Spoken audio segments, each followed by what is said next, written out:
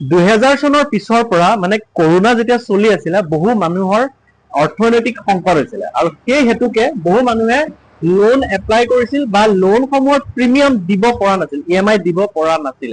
সেই কাৰণে বৰ্তমান সময়ত 90 পৰা 95% মানুহৰ ক্ৰেডিট স্কোৰ অত্যন্ত ডাউন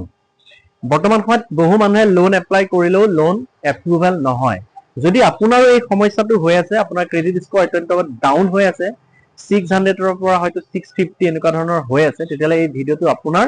মই সাতটা এনেকুৱা ধৰণৰ টিপস দিম যি সাতটা টিপস আপুনি ওয়ান বাই ওয়ান যদি ফলো কৰে মই আপোনাক গ্যাৰান্টি সহকাৰে ক'ব পাৰো যে খুব সোনকালে 700 ৰ পৰা 750 আপোনাৰ ক্ৰেডিট স্কোৰ উঠাটো 100% সিওৰ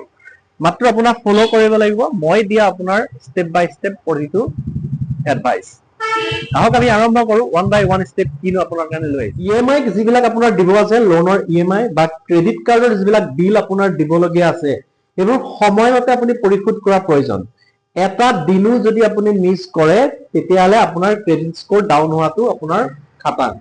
সেইকাৰণে অটো ডেবিট যেটো অপচন সেটো অন কৰি ৰাখক আৰু আপোনাৰ একাউণ্টত পইচা ৰখাব আৰু এটা কথা অটো ডেবিট অন কৰি ৰাখিছে কিন্তু আপোনাৰ পইচা আপোনাৰ একাউণ্টত নাই যেতিয়া হিট কৰিব আপোনাৰ একাউণ্টত পইচা আপোনাৰ ক্ৰেডিট কৰিব যদি নোৱাৰে তেতিয়া আপোনাৰ ক্ৰেডিট স্কোৰ ডাউন হৈ যোৱাৰ সম্ভাৱনা আছে সেইকাৰণে সময়ত আপোনাৰ ইএমআই বিল আপুনি পৰিশোধ কৰক ক্ৰেডিট কাৰ্ড বিল আপুনি সময়ত পৰিশোধ কৰক যাতে এটা দিনো আপোনাৰ মিস নহয় এটো যে প্ৰথম টিপস আৰু ক্ৰেডিট ইউটিলাইজেশন ৰেশিও ধৰিলক আপোনাৰ ক্ৰেডিট কাৰ্ডখনৰ লিমিট আছে 1 লাখ টকা আপুনি 70000 ব্যৱহাৰ কৰি দিলে তেতিয়া কিমান পাৰ্সেন্ট হ'ব আপুনি 70% ইউটিলাইজেশন আছে আপুনি 30% ইউটিলাইজেশন কৰক মানে 30000 টকাৰ ভিতৰত 30% বা 30% ৰ ভিতৰতহে আপুনি মানে আপোনাৰ লিমিট আপুনি ক্ৰস কৰিব ক্ৰেডিট কাৰ্ডৰ বিল যদি আপোনাৰ হাতত ক্ৰেডিট কাৰ্ড আছে ক্ৰেডিট কাৰ্ডখন 30% ৰ ভিতৰত হে আপুনি ব্যৱহাৰ কৰিব যদি 30% ৰ ওপৰত গৈ থাকে আপোনাৰ ক্ৰেডিট স্কোৰ ডাউন হৈ গৈ থাকে সেইকাৰণে মেইনটেইন কৰক ক্ৰেডিট কাৰ্ড যিমান পাৰে আপুনি 30% ৰ ভিতৰত আপুনি ইউটিলাইজ কৰিব পাৰে যদি আপোনাৰ হাতত ক্ৰেডিট কাৰ্ড আছে তেতিয়ালে ফুল যি এমাউন্ট দিবলগীয়া আছে ধৰিলক 1 লাখ টকা লিমিট আপুনি 1 লাখ টকা খৰচা কৰি দিলে 1 লাখ টকাটো আপুনি নিদি মিনিমাম এমাউন্ট পে নকৰিব যদি মিনিমাম এমাউন্টটোহে আপুনি পে কৰে মাহত গৈ পেলাই তেতিয়ালে আপোনাৰ ক্ৰেডিট স্কোৰ ডাউন হোৱাৰ সম্ভাৱনা আছে এটা সেই কাৰণে যিমানখিনি ইউটিলাইজ কৰিলে সেই গুটেখিনি আপুনি পৰিশোধ কৰিবলৈ চেষ্টা কৰক নহলে আপোনাৰ ক্ৰেডিট স্কোৰ ডাউন হ'ব 4 নম্বৰতে একেলগে বহুত লোন এপ্লাই নকৰিব আজিকালি কি হয় ফেসবুকত বা গুগলতো এডভাৰটাইজমেন্ট আহি থাকে বহুতে ফেসবুক ব্যৱহাৰ কৰি থাকে লোন যিবিলাক ওয়েবসাইট থাকে লোন ওয়েবসাইট বিলাকে এড দি থাকে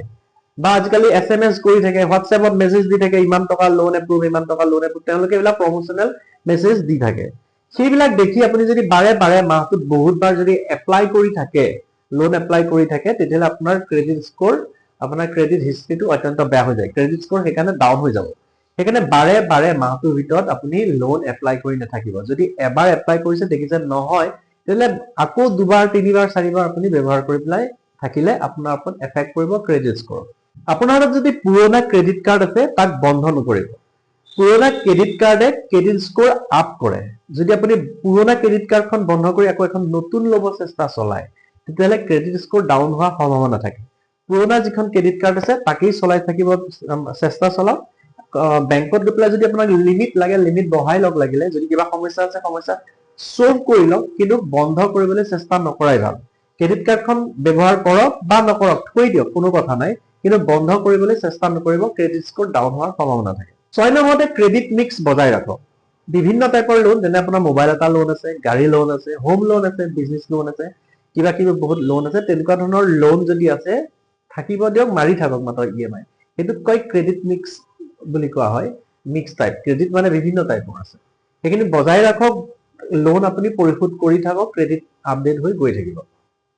আৰু 7 নম্বৰতে ক্ৰেডিট যেটো স্কোৰ হয় হেতু অথেন্টিকেট যিবিলাক ওয়েবসাইট বা এপ্লিকেশন আছে